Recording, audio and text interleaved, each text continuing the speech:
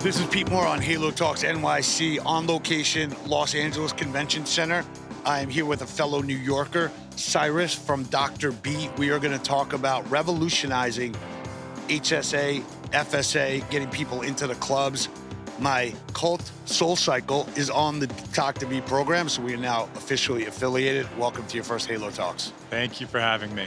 Awesome. So start off, let's talk about the name first, and then let's talk about Zocdoc and how you kind of arrived in the Halo sector, and your participation and guidance and leadership is welcomed. So thank you for joining the crew. Thank you very much. So the name, Dr. B. So Dr. B got started really during the heart of the pandemic. And I have a family history of having doctors for many generations. Everyone in my family who either you were a doctor or you're someone who wasn't smart enough to be a doctor. I was in the latter category. Got it. But my maternal grandfather was a physician during the Spanish flu, and he used to treat patients in his private practice a few days a week and treat patients in his non-private practice, not his public practice, his non-profit practice 3 days a week. And he would basically made sure that everyone was treated regardless of their ability to pay.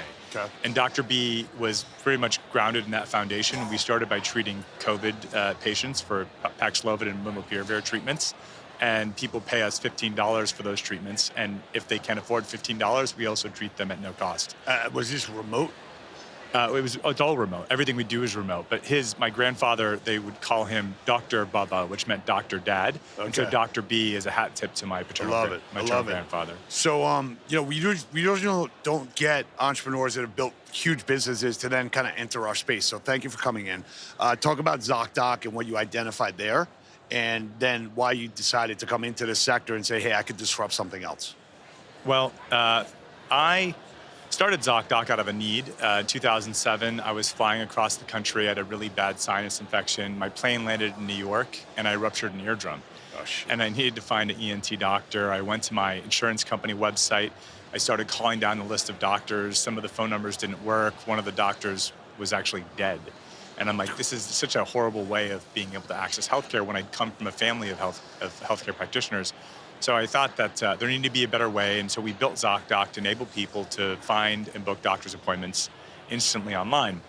When I would talk about how Zocdoc would improve access to care, and we helped millions of people access their find doctors, book doctors, get them when they didn't know who was going to be available. But when I would talk about how we were improving access to care, some people would ask, well, what about those 100 million Americans who either have no health insurance or can't afford the health insurance that they have? Mm-hmm. And never really had a good answer to that. But then enter, of course, COVID and the updating of various state telemedicine laws. And all of a sudden, you could practice healthcare in different ways, namely asynchronous telemedicine, which is what Dr. B does, where the patient goes through a dynamic interaction with our chat-based platform, and that then gets routed to a medical provider who then provides treatment where applicable. And so we do that. By leveraging this technology, you can make this type of healthcare very affordable. So we charge only $15 for each medical treatment.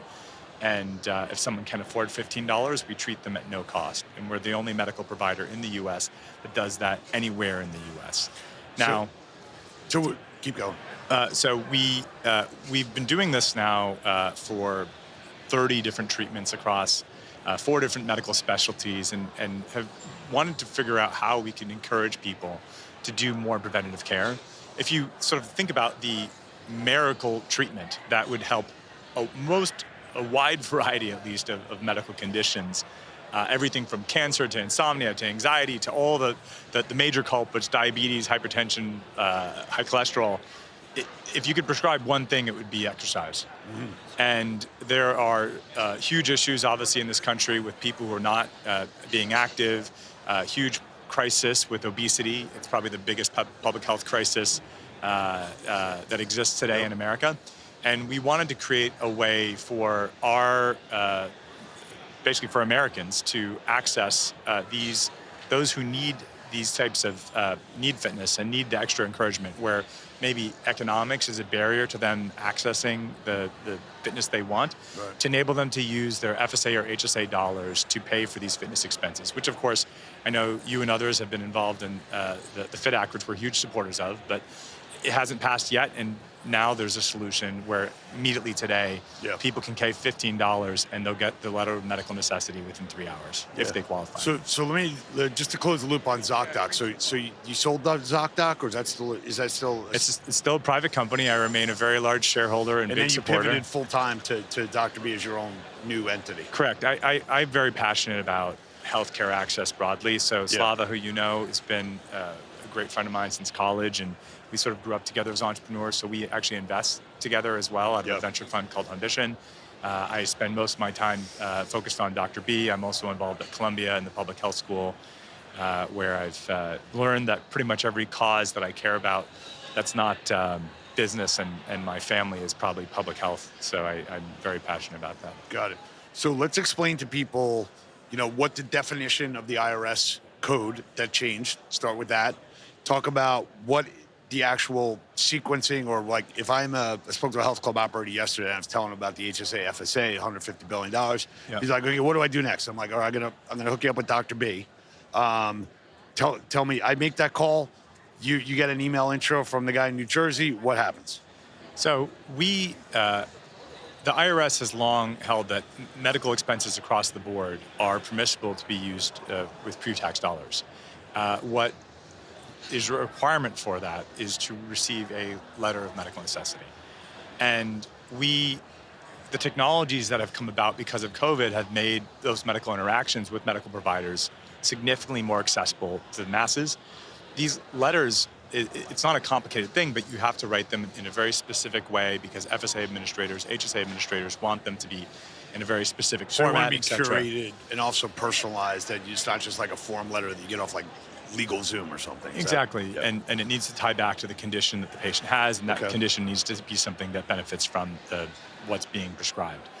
And so I think that really the efficiencies that have come about from healthcare as a result of COVID have now unlocked this as being something that's much more affordable and done in a very streamlined way for people for whom they have a qualifying condition. So let me ask you a question. So Ed calls you, right? And you're like, okay, I'm going to get all of your members and your prospective members to be able to get a letter of medical necessity. Once they have that, now they could pay for your health club using their HSA, FSA account. Do you put a button do you change their EFT, electronic funds transfer, from that credit card that you currently have, that's a Visa, and now it's the HSA card? Is it a checkout button on the actual website or the payment processing? I want to make sure everyone knows this is exactly how you do it. This is how easy it is. Once it's hooked up, roll. So I think most groups want to just understand. They've been asked about this for a long time. They haven't understood how it works. So the easiest thing that we can do, we stand up a microsite. It takes us minutes to stand up, and it's specific to whichever fitness partner is working with us. And the initial way in which we're introduced in SoulCycle, for example, is simply through an email that they're sending to their members saying, hey, you may qualify for a letter of medical necessity if you have one of these conditions. And after you get the letter, expenses that you have after that moment are now qualifying for using pre-tax dollars. And so I think that it's really at no cost to the fitness studio or the gym. It's something that is very, very quick for us to put together. There are two models where either the member, our patient, will pay us $15, or in some cases, certain equipment companies, certain gyms want to pay for this on behalf of their members, and we have that applicable as well. A deeper level of working together would be exactly what you're talking about, enabling FSA, HSA cards, which is something that we're able to help them facilitate as well. So do you actually set up, and are you like the merchant processing payment of that HSA, FSA checkout? So we would work with whichever gym or fitness studio wants to work with us, and we would help them through their existing relationship with their merchant processor process it. So so you're not trying to you're not trying to become like, hey, you bill everything through, let's say like ABC Fitness, right? One of the larger players here. I'm happy to introduce you to anyone you don't know. And then we're taking that HSA, FSA. You're saying like, look, I'm not trying to disintermediate anything you're doing. With your current, I'm basically going to make sure that they figure out how to put your HSA, FSA checkout card attached to whatever requisite card or debit card you have from your employer that's going to allow you to use this, or I'm going to give you a receipt and then you can go back and like expense it, I guess. Is that what Exactly. you mean? Those are the two pathways. But Okay. one of the things I think that's really important for people to understand is there's a lot of interest in this area. And one of the things that we are very adamant about is you need to do it in a compliant way. And that means that there are a number of things that vary state by state, and you can't just have a one-size-fits-all. So, for example, you need to have a dynamic interaction with the patient. You can't just ask a woman if she has erectile dysfunction or a man if he's pregnant. You have to actually verify that the patient is who they say they are, which means you have to, in the majority of states in the country, check an ID and do a selfie of the patient. You can't just write a letter from Mickey Mouse and have that be a valid letter. Got it, okay. All these things are tied to building a valid patient-doctor relationship, and something that we as a brand believe. And if you speak to the IRS, if you speak to FSA administrators, if you talk to any significant healthcare regulatory attorney, they would tell you that establishing a valid patient-doctor relationship is absolutely critical for this to be valid. Got it, okay. And not everyone in the industry understands and appreciates this, and it's one of the things that sets us apart. Yeah, okay. Well, hopefully if there are people that are cutting corners or, going around the process and templating this out, like bad actors destroy good things. So hopefully like that gets regulated at some point, or people kind of fall in line and know that like, hey, when I got bad press too, like there's gonna be word out on the street that, this isn't valid, and maybe the employee might have some liability associated with that because they might know.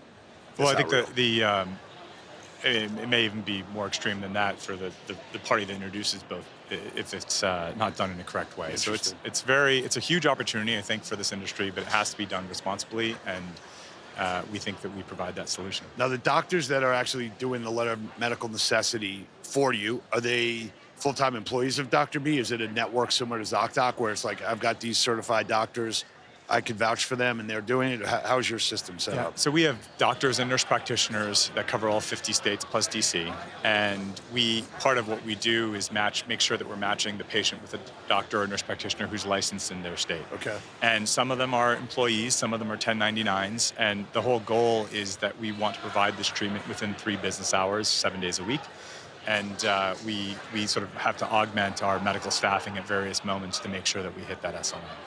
Let's talk about like the magnitude of money that people have built up in their HSA, FSA account. They might not even know it. Yeah. What do you see on that front? So there's $150 billion a year that's in these FSA, HSA cards.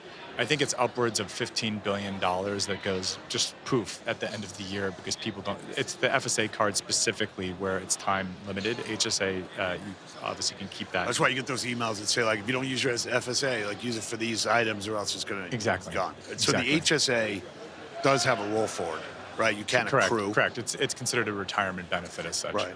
And there's, I don't know the facts on this yet, but there's like 2 or 3 companies that are like kind of like holding those assets on behalf of companies right now. I don't know if there's like, somebody mentioned to me in one call that I had that there's like 3 companies and they're basically making a float off that money and they really don't have any incentive to have that burned down. Is that? That's not necessarily the case. So interest rates are a little bit different now, so maybe floats are more interesting than they were 3 years ago. But I do think that most administrators actually, they make money on the merchant processing fees as well when you actually go and process a transaction. So for the HSA card. After the FSA card. Gotcha. So they very much like that. And the money that goes unspent doesn't go to these companies. It generally goes back to the employers. And employers generally use that money to pay for these programs and other benefit programs as a way of offsetting it. But I think most HR departments would say that they would rather their employees make full use of the benefit that they've put their own money into allocating. So if you take a look, and I don't know if you have this data, I looked for it the other day, I couldn't find it. What does the average person have that's like, let's say 40 years old or 50 years old in a company that they have an HSA account that rolls over, would you say? I don't know about the HSA side, but I think in terms of the allocation per year, it's generally $1,500 to $2,000 that a consumer would have on average. Got it.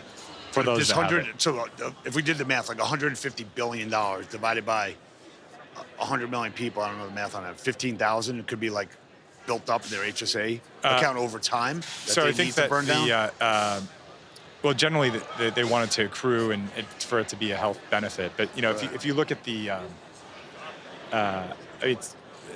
one way to look at it is just the percentage of people that are on high deductible plans. So in order to have an HSA, you have to be in a high deductible health plan. 15 years ago, that was like 30% of the country. Now it's like 60%. 60% of the commercially insured people have one of these high deductible plans, which enable them to have an HSA. And so it's a pretty, and it's going to be a growing portion of the country as healthcare costs continue to go up. Employers want to shift the early part of that risk to the consumer so that they're more measured with how they spend their dollars. And this is, I think what's great about that is there's really not an incentive in the healthcare ecosystem for payers to really invest in people's preventative care. Sure. And partly because people change jobs so often. So if I invest, $5,000 in making you healthier, and 2 years later you leave Aetna and go to Cigna, did I really get an ROI in that spend where it's really lowering my cost 20 years from now? Yeah. And I think so that there's always been that weird economic reality. And so I think that the great thing about these HSA accounts specifically is it is pretty much the best vehicle. No one's going to invest in your preventative care. On the payer side, you have to do it yourself. And this is sort of one way that people can. Got it. So one way that we can be helpful and that you're targeting is groups that already have established membership bases that we think it's beneficial for them to get a letter of medical necessity. They'll be able to use the HSA, pre-tax dollars. They'll probably be able to, they'll probably spend more because it feels like it's an account that's kind of like use it or lose it, whether it's is or not. We saw a company that we work with, this company right here, they did an extra $1 million in January in sales because HSA, FSA approved on the couple of websites. Nice. Material. And I think part of that was people don't necessarily, these are high dollar products, but I feel like people say like, this money's here. I'm not really sure how it got here. I think I paid for it. I'm not sure if I did. I know my company kind of paid for it, but like, let's use it. And let's use it, on things that I actually get value out of. Well, I think also attracting new members or people have churned, keeping them to doing what they're doing, or people who previously churned, maybe cost was an issue and they have one of these qualifying conditions and they can come back and actually receive better treatment because they're looking at it holistically. Right. And then what about going after, so you're basically, to give everyone an update here. So I got an email from SoulCycle. They said, hey, sign up with Dr. B. You can get your letter of medical necessity. I'm going to go through that process, and then I'm going to be able to use my pre-tax dollars, HSA fund, to buy my SoulCycle classes, which are never discounted. So it's like $34 a class. From a standpoint of you going to a health insurance company and go to like Humana, right? Are those companies in a position to basically say, look, I'll send out an email to 20 million members and say, get a letter of medical necessity? Or is it coming from, where's the inertia? Is it coming from the bricks and mortar, like groups that have a membership base? Is it coming from health insurance companies saying like, yeah, I'd love you to burn down your HSA account because it's not going to cost me more on my premium costs? Yeah, so I think largely we've been focusing on partnering with fitness brands, albeit studios, gyms, fitness equipment companies. I think that's where we've seen the greatest amount of immediate demand. I think for an insurance company themselves, you raise a great point. It's kind of a no-brainer for them to actually come and say, here's something where it's not even part of your insurance, it's separate. These FSA administrators are separate, like Fidelity and I guess Optum is part of United, but it's still a separate legal entity. And so I think it's a great way for them to introduce their members to a benefit that doesn't really affect their P&L, as you articulated. When did you start issuing letters of medical necessity? Was there a certain trigger date? So Q4 is when we first rolled out. Okay. Have you, if you say I don't want to share any data, you can say that, but then you can tell me. No, I'm just kidding. Yeah. Have you seen, if you like cohorted this data out, what age groups are participating the most in getting, who are like the first movers in letters of medical necessity from a person standpoint? 25 to 50-year-olds. I think it's skews slightly more women, 60% more women. That's true of everything digital health, to be honest. Zocdoc was that way. Dr. B broadly is that way. But obviously, having started in COVID, we had a little bit of an older demographic there. People that, we obviously treated 20, 30, 40-year-olds, but it went all the way up to 70 or 80. I haven't looked at the specific age demo in terms of how far it extends, but generally it's a bit of a younger group. Got it. And, from a standpoint of, you've got a lot of investments, you've built several companies. Is this a company that you're trying to line up to get either venture capital or private capital? Do you say, hey, look, I got my relationships. inbound, the calls are coming in. I'm going to walk around the show, pick up 100 different, establishments through me making 4 introductions to you, or you rolling around here. Because you're getting $15, but it's not. You don't have like a recurring revenue stream with this business. However, you got 100 million people. Correct. So maybe it's not necessary. It's even more like, even people who have health insurance use Dr. B because it's cheaper and faster. $15 is less than your copay. And if your doctor's not open on Sunday, and we are, just that much more convenient. So you're not just doing letters of medical necessity. You're providing basically a teledoc service under Dr. B. Correct. We have 30 different treatments. Got so it. a quarter of the reasons why you'd go to a primary care doctor, this is one of them. But we're a broad-based telehealth provider, and I think for us, I'm very passionate about making healthcare more accessible, and I want to figure out ways. It's pretty much my reason for breathing. And I breathe away, my friend. Welcome.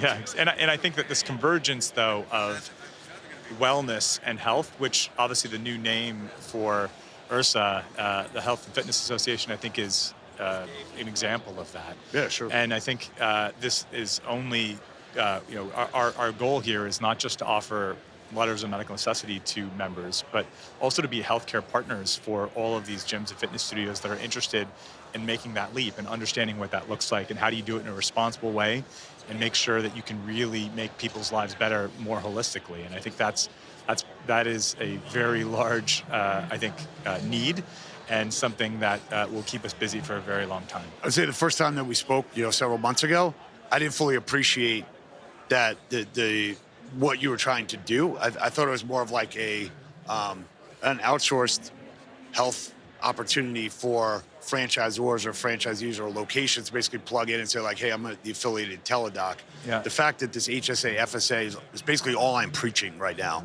besides setting up programs for GLP-1, call it like PLG, and like we're going to reverse the effects of like the negative effects of like muscle, atrophy. Those are the 2 things I'm talking about right now that are important. That's like real revenue, helps the member, everyone's aligned, and you got to get on the front end of this because it's gonna be material. Somebody told me they signed up 173 people last month related to his HSA, FSA usage. I mean, that's a lot of money. Yeah, that's coming.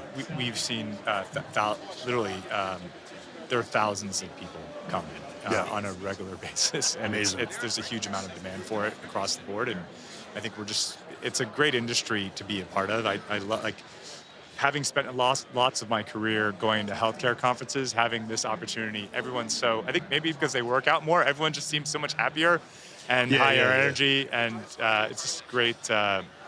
It's a great industry to be partnering with. Yeah. Well, look, we use the term halo. We don't like the word wellness. It was started in the 1950s by a guy at the Mayo Clinic. Okay. His name's Dr. Halbert Dunn. He was a biostatistician, and he was trying to come up with the opposite of illness. Yeah. So that's how the wellness movement started. So if you're not sick, you're okay.